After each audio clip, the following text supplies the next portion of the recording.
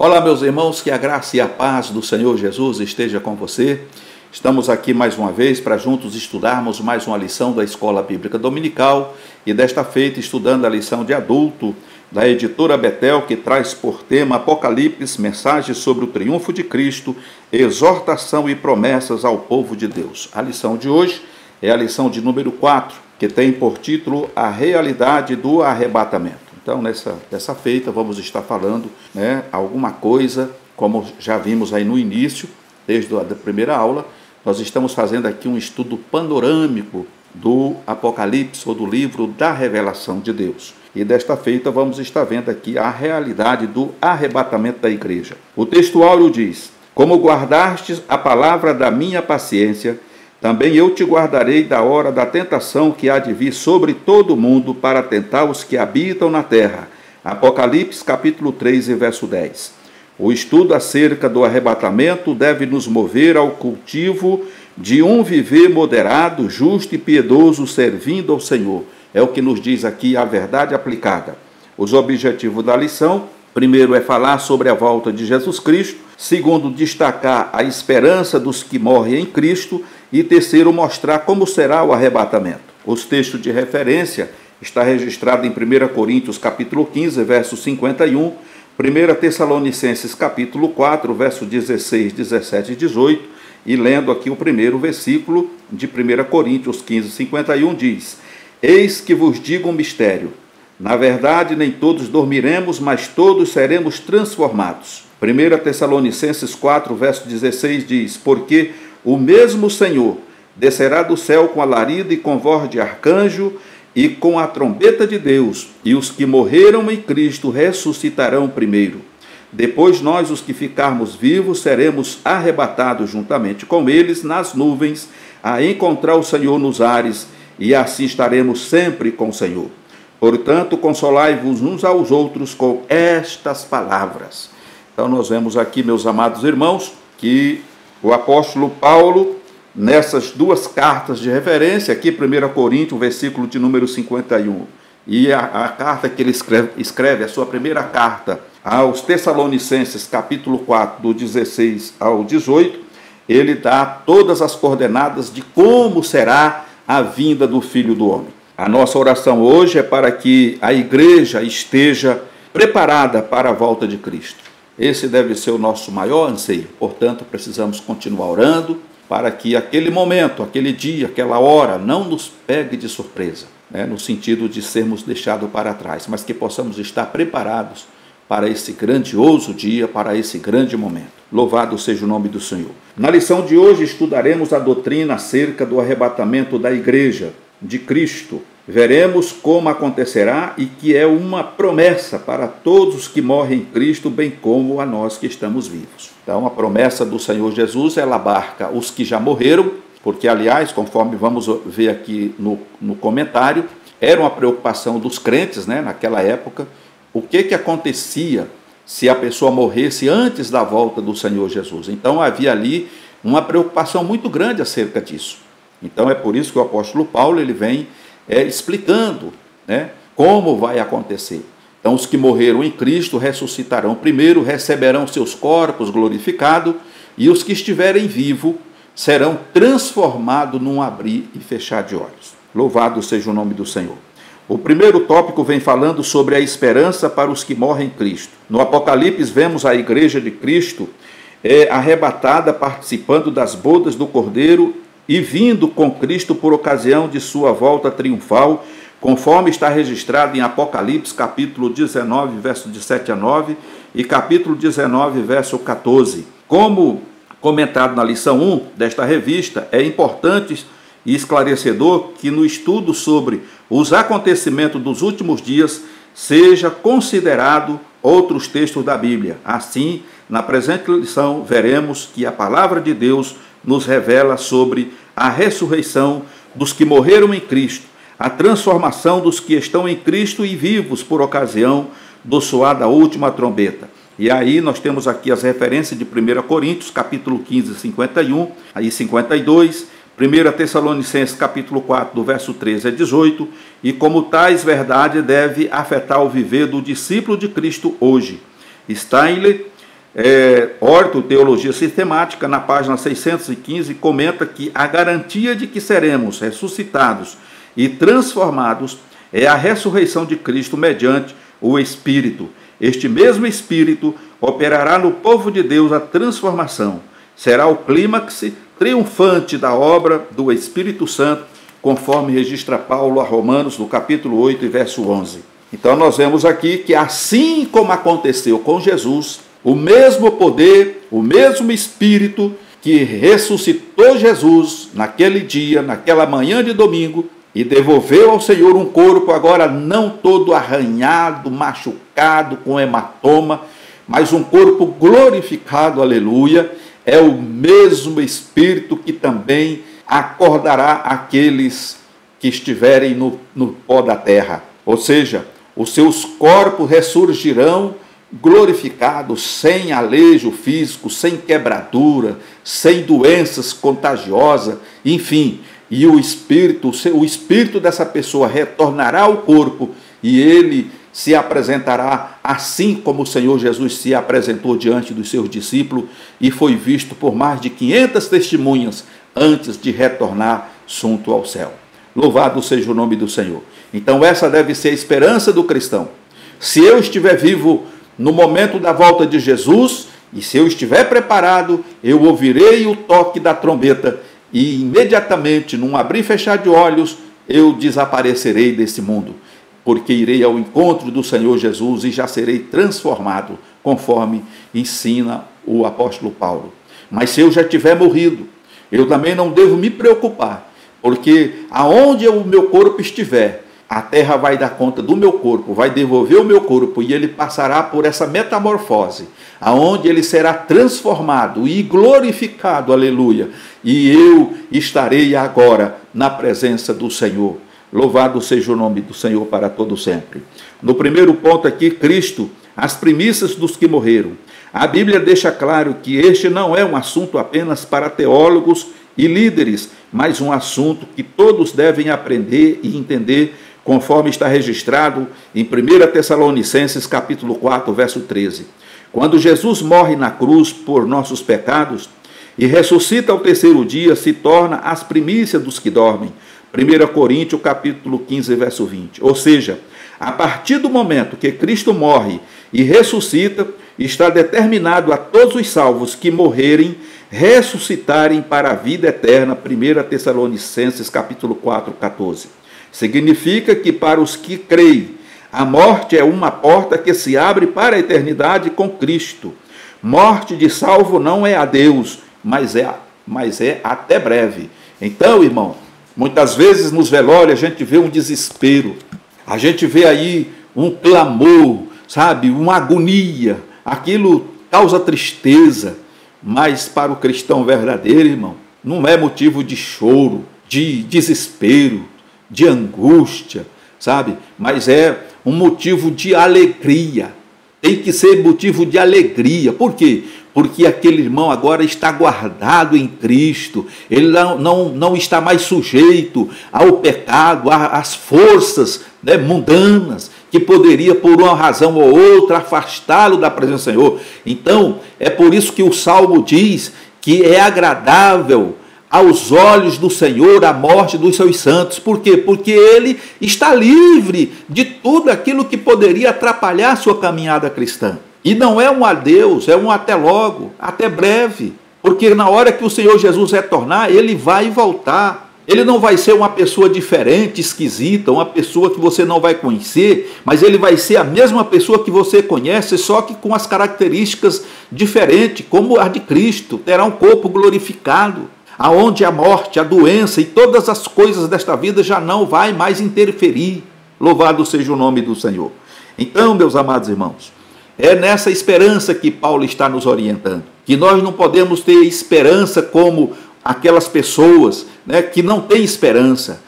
A nossa esperança ela é viva, porque tem pessoas que esperam somente naquilo que vê, naquilo que pode tocar. Isso não é esperança. A esperança é como está registrado lá em Hebreus, né, capítulo 11, é a fé que é movida através do crer. Você não está vendo, mas você sabe que está ali e que ela virá no momento certo, porque ela é a base, o Senhor Jesus é a base. Então nós cremos em Jesus. Jesus ressuscitou para deixar para nós esse legado. Ele foi a primícia, ele é o primogênito, e ele agora, assim como aconteceu com ele, vai acontecer conosco. E sabe quem é que vai cuidar dessa tarefa? O Espírito Santo. Esse mesmo Espírito Santo que o Senhor Jesus enviou e disse, se eu não for, ele não virá, mas se eu for, ele virá e ficará com você para sempre. Ele está comigo, ele está com você, ele está conosco e ele tem cuidado de nós. Ele vai ser o responsável de nos levar, aqueles que estiver vivo, ao encontro do Senhor nos ares, mas também é o responsável de devolver o corpo glorificado para aquelas pessoas que já estão dormindo em Cristo ou já passaram para a eternidade por meio da morte. Louvado seja o nome do Senhor. No segundo ponto, a ressurreição dos mortos. Diz aqui que a base de nossa fé sobre a ressurreição dos mortos é sólida e consistente. É a palavra de Deus, 1 Tessalonicenses, capítulo 4, 16. A Bíblia nos dá detalhes sobre a ressurreição dos mortos por ocasião do arrebatamento. No momento que for tocada a última trombeta, conforme diz 1 Coríntios 15, 52, o Espírito Santo, assim como ressuscitou a Cristo dentre os mortos, as primícias dos que dormem, ressuscitará os salvos para a vida eterna. Romanos 8 e 11. A Bíblia ainda acrescenta uma informação importante.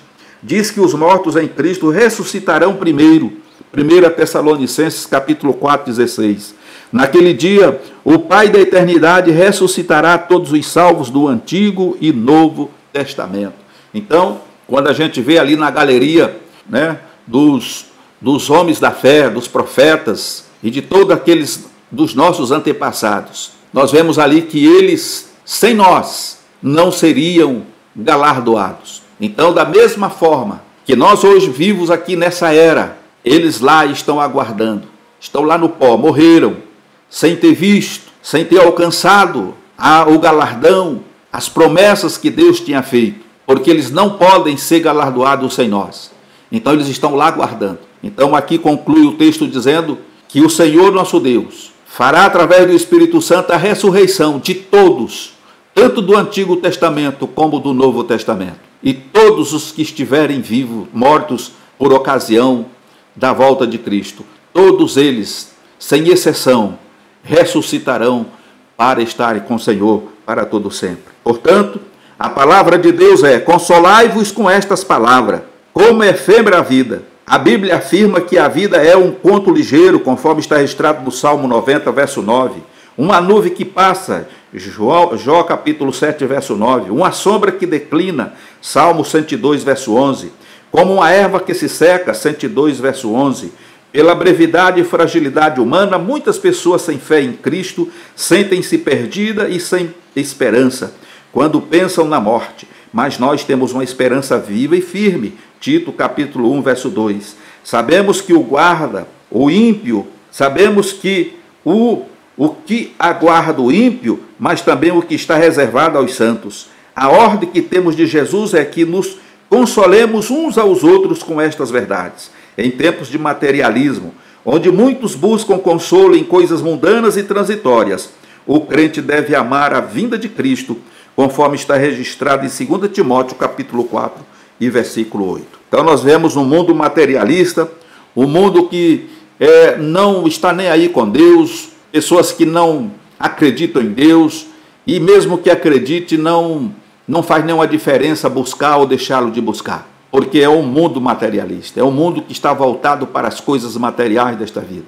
Então essas pessoas, quando elas são pegas de surpresa por uma doença e têm que ir para o hospital, elas entram em pânico, porque elas pensam na morte. Porque a maioria delas não pensa na morte. E a morte para essas pessoas é um terror, é algo assombroso. Mas para o cristão, irmãos, a morte é uma porta que se abre para a vida eterna. Então, nós não temos medo da morte. É claro que se perguntar para um cristão se ele quer morrer, é claro que não. E mesmo que ele esteja hospitalizado, né, ou na UTI, se você chegar lá, irmão, você quer morrer, passar para a eternidade agora? Com certeza ele vai dizer: não, irmão, eu preciso ficar mais um pouquinho. Eu tenho meus netinhos aí para ver crescer, tenho meus filhos para criar ainda. Eu quero ficar mais um pouco. A gente sabe que o céu é bom, que o céu é maravilhoso, porque a Bíblia descreve isso. Mas ninguém quer ir para o céu. Agora, você vai querer esperar o máximo que puder. Então, para o cristão, independente dele estar firme ou não, a morte não pode ser assombro. É assombro sim, se ele morrer e não estiver preparado para esse encontro com o Senhor. É por isso que lá no hospital, na cama, no leito de enfermidade, tem sido lá o lugar de reconciliação com Deus. Muitas pessoas têm se reconciliado com Deus porque quando chegam ali, eles não têm a certeza se vão sair dali com vida, ou se aquela doença se agrava e eles acabam falecendo. E para aqueles que não têm Cristo, é um momento de desespero. E muitos ali aceitam Jesus como Salvador por conta da incerteza e da dúvida se vão sair dali vivos ou não. Então, meus amados irmãos, para o verdadeiro cristão que segue a Jesus com fidelidade, a morte não é assombro, mas é uma passagem, é uma porta que se abre para a eternidade. Eu costumo dizer que é como um elevador num alto edifício, em que tem aí seus 50 andares, um arranha-céu. E você entra na porta ali embaixo, no térreo, e aperta lá os 50, o 25, e em fração de segundos, a porta se abre lá no andar que você selecionou. A mesma coisa, eu acredito que é com a morte. Você entra por aquela porta e sai do outro lado na vida eterna.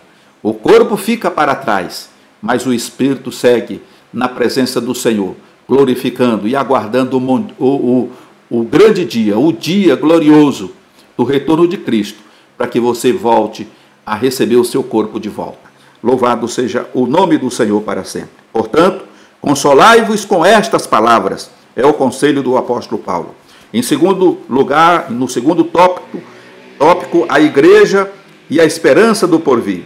O arrebatamento da igreja terá um alcance mundial.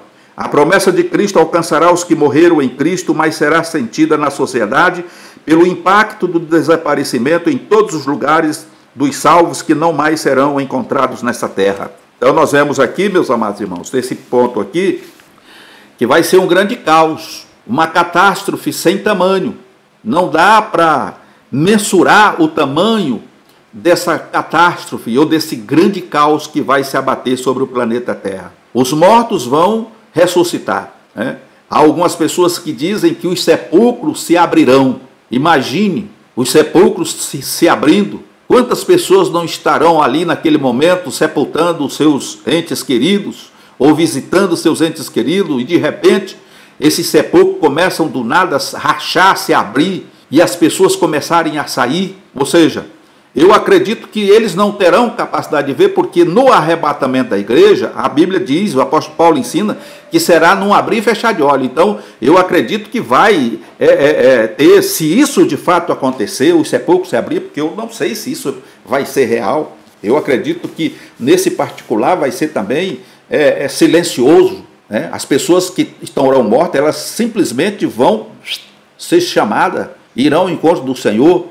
Mas, por outro lado, os que ficarem vivos, os motoristas, pilotos, maquinistas, motoristas de caminhão, que transportam o progresso do mundo, dos países, né? Embarcação, os aviões com vários passageiros cristãos, crianças, pessoas que estão hospitalizadas, pessoas que estão nas faculdades, nos colégios, de repente, aquelas pessoas simplesmente desaparecem. E aquelas que estão ali vão ficar atônitas. Mas cadê esse crânio, fulano? Eu estava com ele aqui agora, nós estávamos conversando, ele simplesmente sumiu. O que aconteceu? E aí começam a correr para um lado para outro, o trânsito fica caótico, carro batendo em carro se arrebentando nos muros, nos postes, não sei se avião vai cair, navios sem ninguém para guiar, trem sem um maquinista. Você já imaginou? E isso não vai ser apenas num lugar, vai ser no planeta Terra, em todo o mundo. E eles vão sentir falta de todas. Essas pessoas simplesmente desaparecerão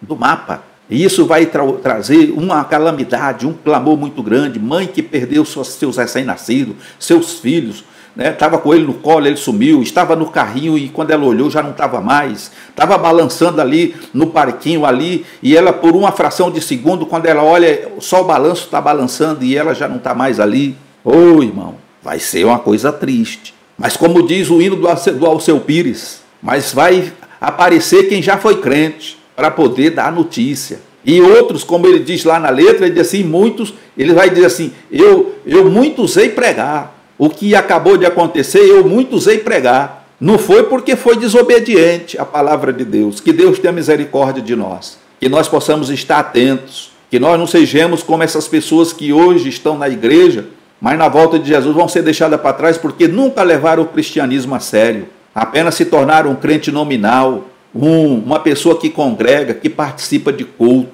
Ele não vai cultuar a Deus, ele vai assistir o culto. Ele assiste culto, mas ele não cultua a Deus. Tenha cuidado com a sua vida, meu amado, para que você não seja apanhado de surpresa e seja deixado para trás. Nem todos dormiremos. O arrebatamento não é uma teoria, mas um fato real que está prestes a acontecer. A palavra de Deus nos revela: eis, aqui vos digo um mistério. Na verdade, nem todos dormiremos, mas todos seremos transformados, conforme 1 Coríntios 15, 51. No passado, gerações de cristãos leram, pregaram e ensinaram sobre este texto bíblico, contudo morreram sem terem testemunhado o cumprimento desta promessa.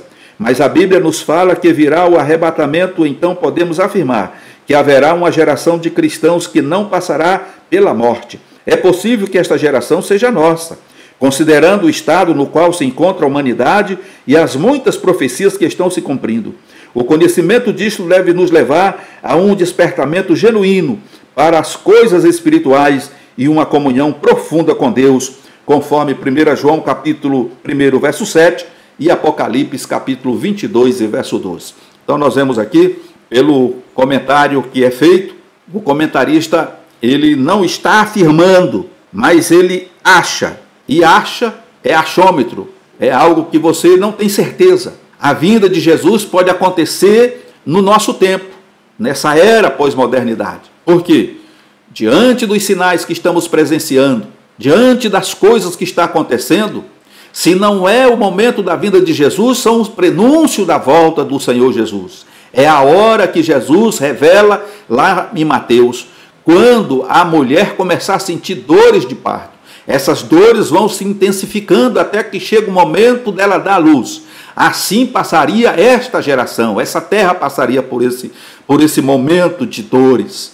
E nós temos presenciado rumores de guerras, terremotos, maremotos, tsunamis, fome, peste, epidemia, pandemia, e tantas coisas estão acontecendo. Mas nós não podemos dizer que já é o fim, mas não podemos descartar a possibilidade de que o Senhor Jesus pode estar voltando. E diante dessa expectativa, o que nós precisamos fazer é estar preparado. Se eu fui crente ontem, eu preciso ser mais crente hoje e procurar ser muito mais crente amanhã. E quando eu falo crente, eu estou falando de fidelidade, de mais comunhão, de mais temor a Deus, de mais obediência, de mais submissão a Deus, para que o nome do Senhor seja glorificado e eu seja encontrado digno de fazer parte daqueles que vão morar no reino dos céus.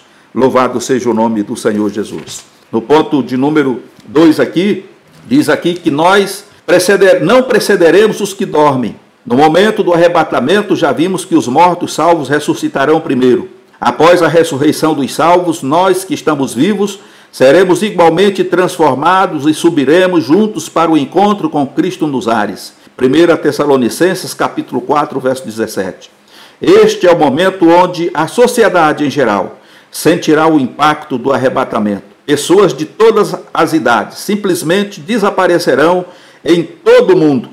Imagine o que será no domingo seguinte ao arrebatamento nos templos. Para aqueles que ficaram, que dias serão estes? Vai ser um dia de tristeza, dia de lamento, dia de choro, dia de arrependimento, porém tarde, porque a porta da graça se fechou. Muitos vão estar desesperadamente pedindo uma oportunidade, como aquelas virgens lá, loucas. Foram comprar o azeite, mas quando voltaram, a porta tinha se fechado. E elas ficaram de fora batendo na porta. Abre-nos a porta, Senhor. Senhor, abre-nos a porta. E a porta não foi mais aberta. Então, irmão, procure ficar dentro enquanto ela está aberta. Não fique entrando e saindo, saindo e entrando. Permaneça pelo lado de dentro, porque quando a porta fechar, você vai estar dentro. Mantenha a sua vida firmada na rocha que é Cristo. Seja prudente. Seja como aquele homem que construiu a sua casa sobre a rocha. Veio os ventos, veio a tempestade, veio a enxurrada, veio as chuvas, veio tudo que tinha que vir, mas a casa não caiu porque estava firmada na rocha. Não seja como o nércio, o tolo, que edificou a casa sobre a areia. Na primeira enxurrada a casa desceu. Não seja assim, mas seja um crente autêntico e você vai ter uma grande vitória, porque quem garante é Jesus Cristo nosso Senhor. Louvado seja o nome do Senhor para todo sempre. Todos seremos transformados. Uma pergunta importante surgiu na igreja de Corinto, mas alguém dirá: como ressuscitarão os mortos? E com que corpo virão? 1 Coríntios capítulo 15, verso 35. A Bíblia faz questão de explicar o que acontecerá conosco no momento do arrebatamento da igreja. Os que morreram em Cristo e nós, que estamos vivos, teremos nossos corpos transformados. 1 Coríntios 15, 51. A Bíblia utiliza duas palavras para explicar como se dará essa transformação. Receberemos um corpo incorruptível e imortal, conforme está registrado em 1 Coríntios, capítulo 15, do verso 53 a 54. Significa que receberemos corpos não mais sujeitos à velhice, às doenças, à dor, à morte, à decomposição, para que possamos viver para sempre com Cristo. Paulo diz que o Senhor Jesus Cristo transformará o nosso corpo para ser conforme o seu corpo glorioso. Louvado seja o nome do Senhor. É por isso que o apóstolo Paulo ele diz que naquele dia, assim como ele é, nós seremos. Nós olharemos para o Senhor e veremos que nós somos semelhantes a ele. Não haverá nenhuma diferença. Oh, louvado seja o nome do Senhor Jesus por isso. Então, meus amados irmãos, mais uma vez, firme-se na presença do Senhor. Abandone o pecado, abandone a vaidade.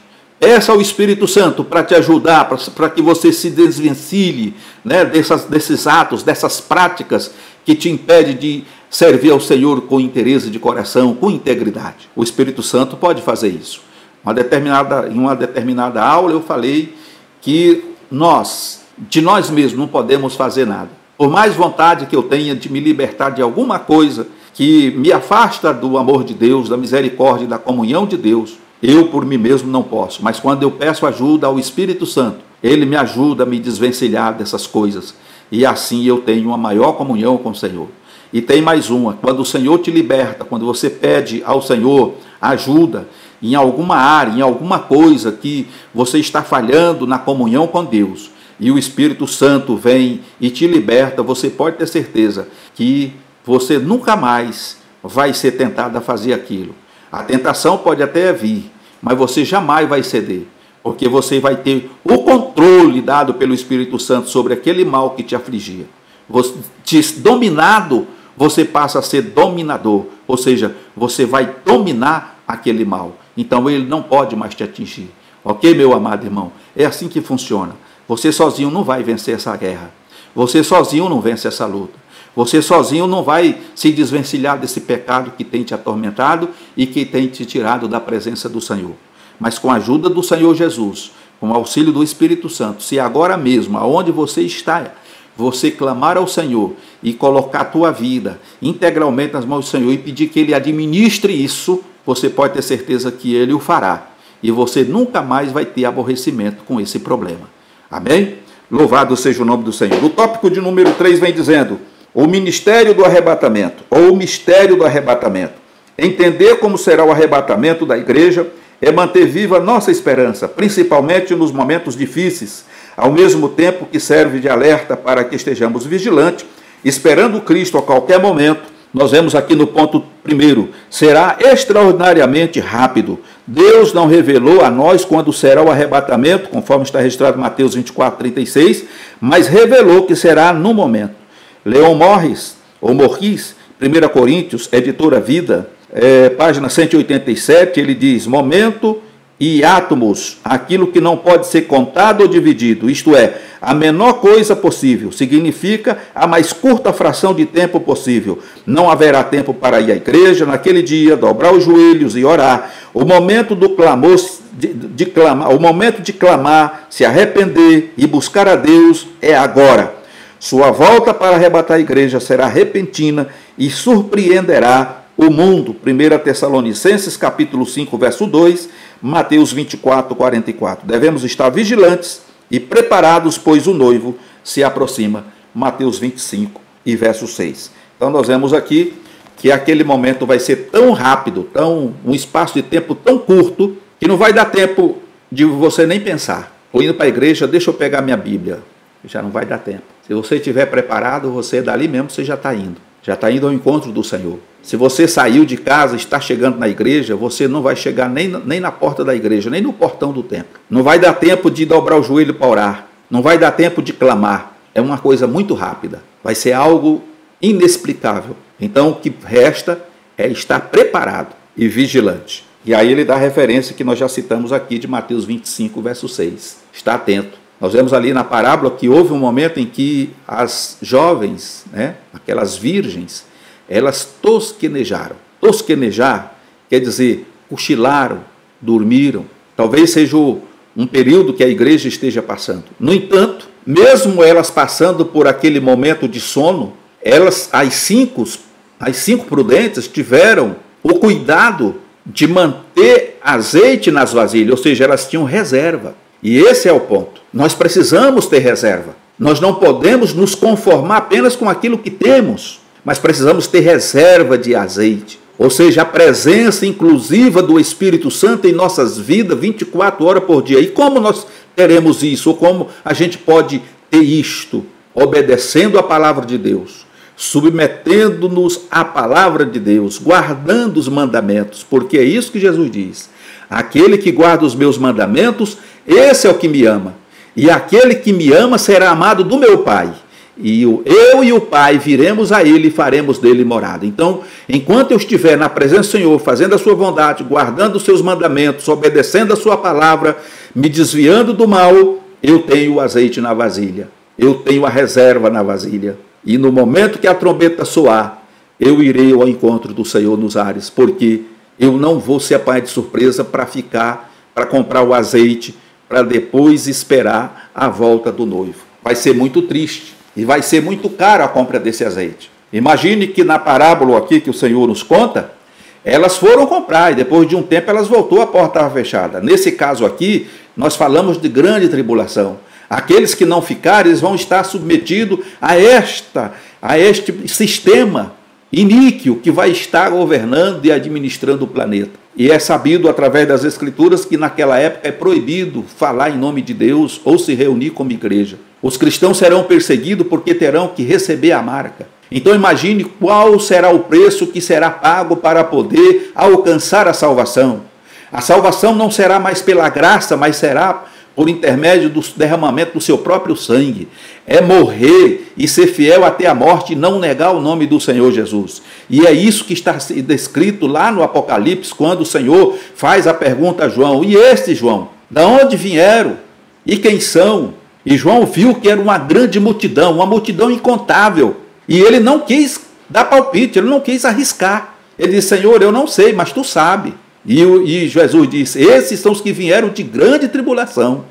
Morreram, mas não negaram o meu nome, por isso são dignos, aleluia, de estar aqui, com vestes brancas. Eles foram salvos no último dia, passaram pelo martírio, passaram pela grande tribulação, mas bem-aventurados são aqueles que, quando o Senhor Jesus voltar, os encontrar firme, aguardando a sua volta. Porque se muitos têm dificuldade de servir o Senhor nessa era da graça, na era da perseguição vai ser muito difícil. É aí que muitos vão negar a fé e vão negar a Jesus. Porque ser perseguido, não ter direito e nem poder comprar e nem vender nada, ter os seus bens, se o possuir, confiscados, e serem perseguidos, presos e torturados e mortos, e manter firme a fé e não negar o nome do Senhor Jesus, não vai ser brinquedo para ninguém. Então é preciso vigiar. Então nós vemos aqui no ponto 2, encontraremos Cristo nos ares. Há dois aspectos importantes sobre o arrebatamento da igreja que não podem ser esquecidos. O primeiro é que somente os que estão em Cristo participarão, como vimos no tópico 2. Portanto,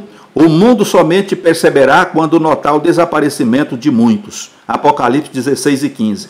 O segundo aspecto importante sobre o arrebatamento é que a igreja encontrará com Cristo nos ares. Ele não pisará na terra. 1 Tessalonicenses capítulo 4, 17. Vários comentaristas pontuam que a segunda vinda de Jesus se dará em duas fases, enquanto outros usam termos diferentes para definir estas fases. Como arrebatamento, Jesus vem até as nuvens para o seu povo, e revelação, Jesus vem com o seu povo e será visto por todo o mundo. Então nós vemos aí duas linhas de pensamento, de denominações, de ministérios, de igreja, vamos dizer assim. Uma em que é afirmado, eles afirmam, melhor dizendo, que a igreja ela não será arrebatada, mas que ela vai passar pela grande tribulação e na metade desses 3 anos e meio, o Senhor Jesus aparecerá e arrebatará a igreja. E outro diz que será no final da grande tribulação, quando tiver tudo desgringolado. A humanidade não tiver jeito, a perseguição a Israel, principalmente, que vai ser o alvo da ira de Satanás. Quando tiver já tudo falindo, quando já não tiver mais escape, mais saída para nada, então Jesus se manifestará com a sua igreja glorificada. Mas nós cremos pela palavra de Deus que a volta de Jesus, nessa primeira fase, se dará nos ares. Até porque a Bíblia faz menção, e o apóstolo Paulo alude isso muito bem, do encontro da igreja com ele nos ares, no tribunal de Cristo, aonde haverá ali, o Senhor vai estar conferindo a cada um o galardão do que foi feito aqui, as recompensas. Estaremos ali no tribunal de Cristo. E após isso, a igreja será introduzida à sala do banquete, aonde haverá uma festa. E durante essa semana de anos, que corresponde a 7 anos, a igreja vai estar participando dessa festa gloriosa com o Senhor Jesus lá no céu. E no final desta semana, quando estiver acontecendo o que já frisamos aqui, principalmente com o povo de Israel, pois as nações se reunirão com o anticristo para atacar Israel. Então o Senhor se manifestará, mas ele virá então aí com a sua igreja glorificada, porque esses que estarão com Cristo serão aqueles que ajudarão o Senhor a governar esse planeta por 1000 anos. As outras pessoas, elas não farão parte do reino, elas viverão no reino, mas não terão nenhuma função administrativa nesse reino. Essa função administrativa, ela vai ser apenas para aqueles que estiverem com o Senhor Jesus no momento do arrebatamento da igreja e na volta triunfal de Jesus à terra. Ok, meus amados irmãos? Dito isto, vamos aqui para o ponto de número 3. Estaremos para sempre com Cristo, enquanto a vida aqui é breve e tudo é passageiro, temos a promessa com sua vinda de estarmos para sempre com Cristo. Jesus prometeu que onde ele estiver, nós estaremos com ele. João 14, verso 3. Antes de ser crucificado, Jesus intercedeu pelos discípulos e por toda a igreja, para que estejamos sempre com ele e vejamos a sua glória. João 17, 24. A promessa final ao que vencer na carta à igreja de Laodiceia é de que nos assentaremos com Cristo no seu trono e reinaremos com ele. Apocalipse 13, 21. O futuro do salvo não é incerto ou sombrio. A morte não é nosso fim, 1 Coríntios 15, 54 a 57. Devemos nos alegrar, pois somos a igreja de Cristo e estaremos para sempre com ele. Romanos capítulo 12, verso 12. Portanto, é reconfortante estudar o livro do Apocalipse e entender que para nós não há o que temer. Nós temos esperança. A igreja espera a volta de Cristo, quando os mortos e os vivos receberão corpos incorruptíveis e imortais e estarão para sempre com o Senhor. Portanto, meus amados irmãos, fiquemos firmes na presença do Senhor. Vamos nos manter nessa fé, nessa esperança, porque fiel é o que prometeu. E nós cremos que ele fará muito mais e muito melhor do que nós temos pensado. Fique na paz do Senhor Jesus e até uma próxima oportunidade. Não esqueça de fazer o seu comentário. Ele é importante. Faça a sua pergunta. Vamos esclarecer as suas dúvidas. Se tiver alguma dúvida, escreva aí no comentário e nós estaremos respondendo. Fiquem todos na paz do Senhor e até uma próxima oportunidade.